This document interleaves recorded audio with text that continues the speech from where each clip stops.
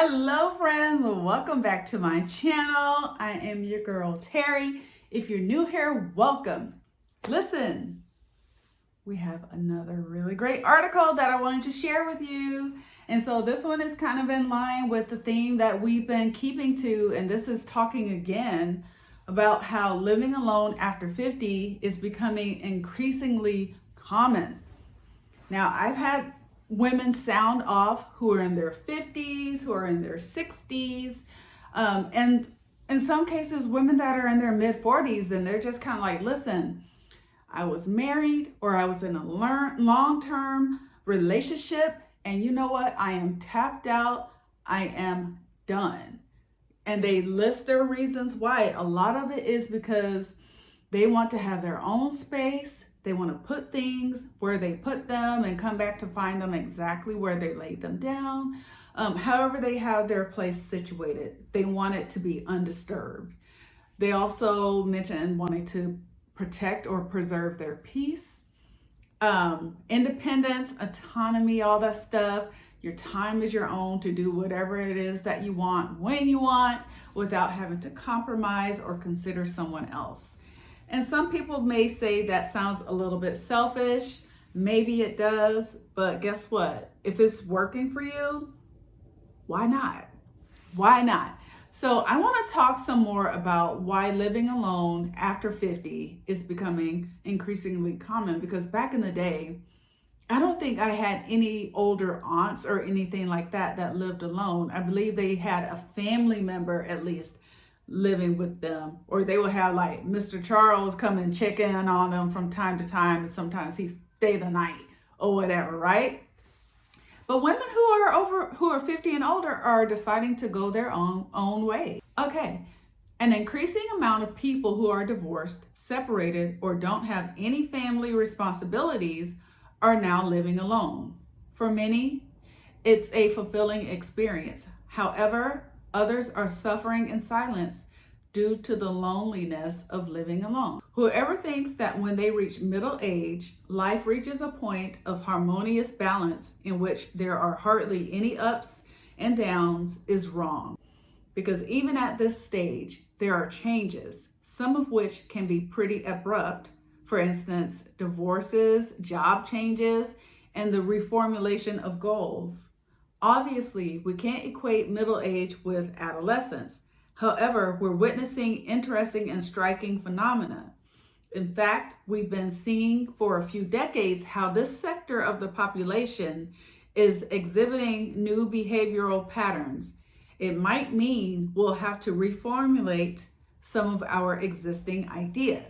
And I want to say this too, because this channel, oftentimes I'm addressing this to women, but this particular article is speaking about 50 and older individuals in general. So men and women are deciding that they'd rather go it alone. I like how this article talks about how just because you reach a certain age, say 50 and older, doesn't mean that you're not going to have any ups and downs. Because I think that when you're younger, you feel like you're trying to get everything figured out, right? And so you're shown a lot more grace as you're going through that phase of your life. But when you get older, you're wiser, hopefully, right? And you have some lessons learned, but that doesn't mean the ups and downs stop there. You're still going to be faced with certain challenges in life. Okay, let's continue. For several decades, psychology has divided the stages of human development in a rather specific way.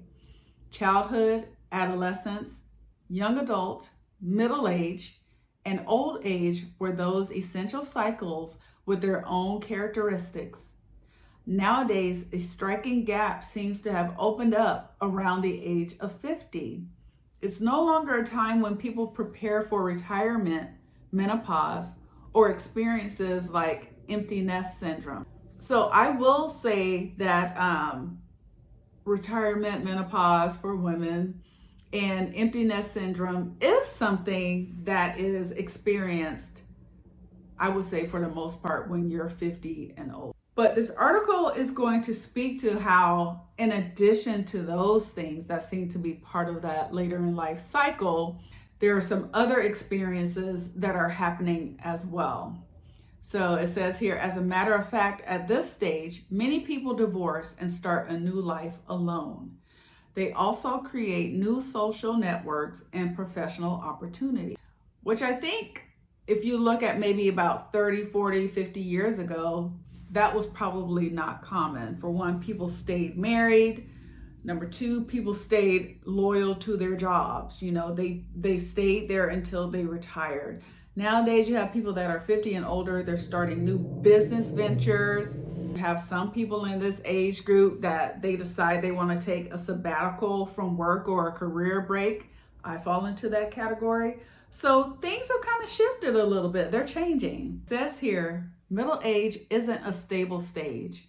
Now more than ever, notable changes are occurring that are well worth studying. And it also says here, not all people over 50 are comfortable being alone.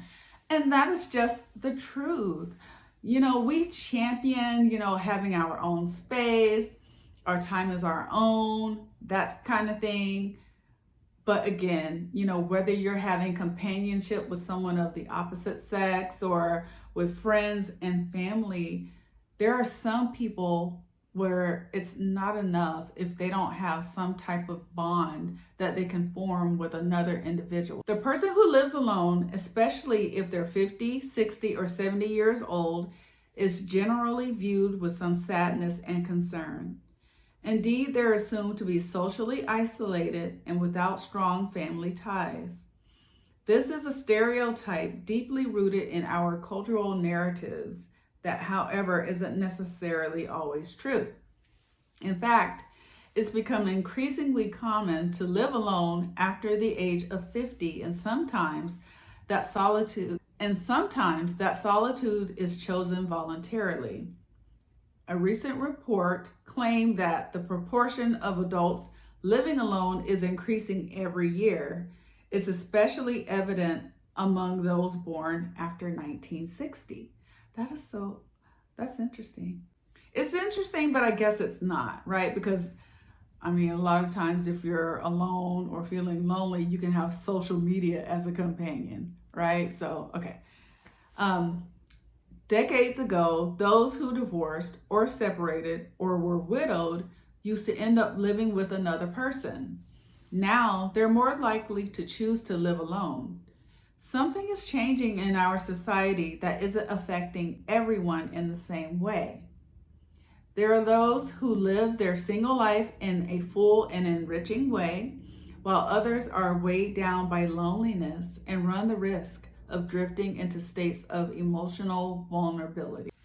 There's a quote here. It says, during the past half century, our species has embarked on a remarkable social experiment.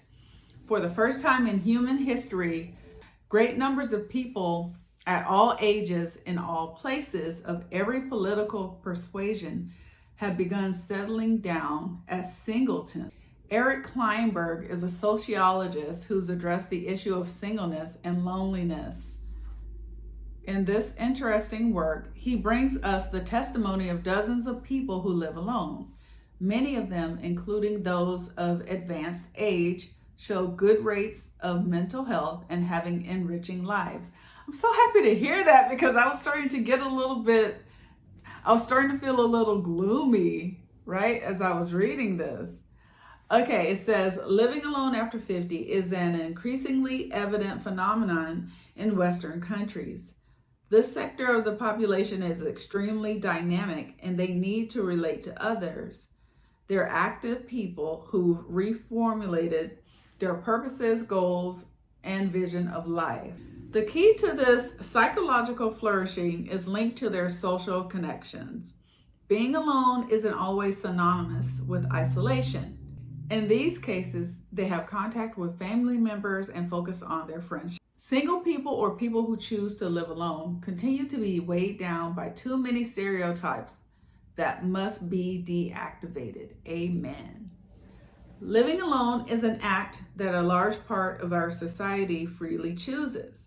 That said, there are others who, due to various circumstances, see their empty house as a threat. They suffer anguish, have voids in their life that they don't know how to fill, and suffer numerous difficulties on a daily basis.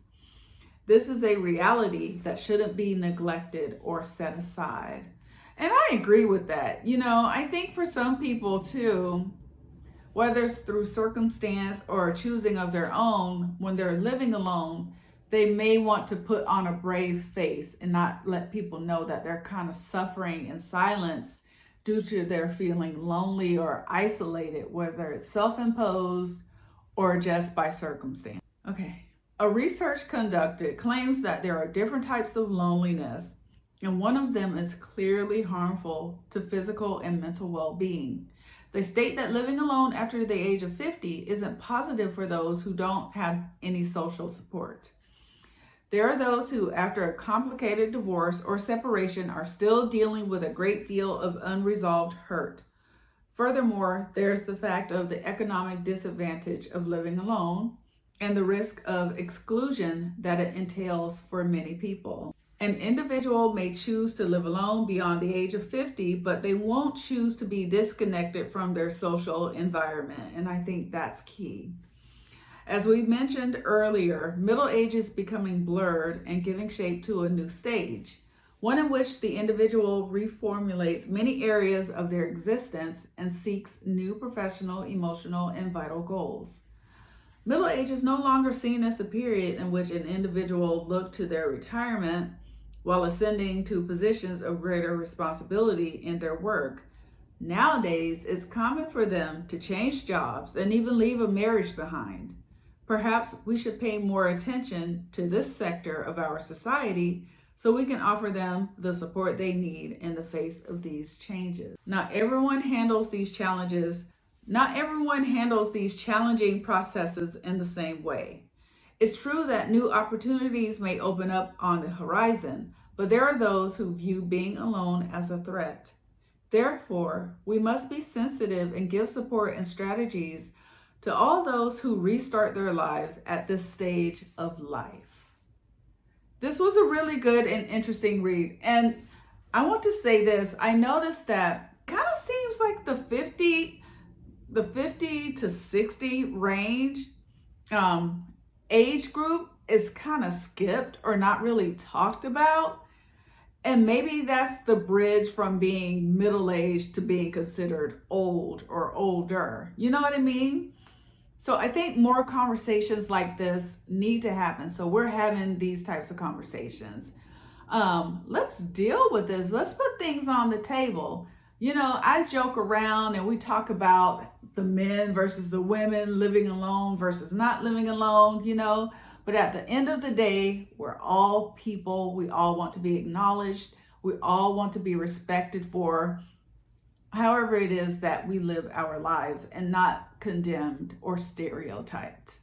All right, so I hope you enjoyed this share. I enjoyed sharing it with you. If you did, please give it a thumbs up. Comment, I would love to hear from you. Subscribe to the channel if you have not. I'm trying to get to 6,000. I think I'm at about 5,800 now. So if you can help me out with that, I would greatly appreciate it. Okay? All right, I will see you in the next one. You all take care. Bye.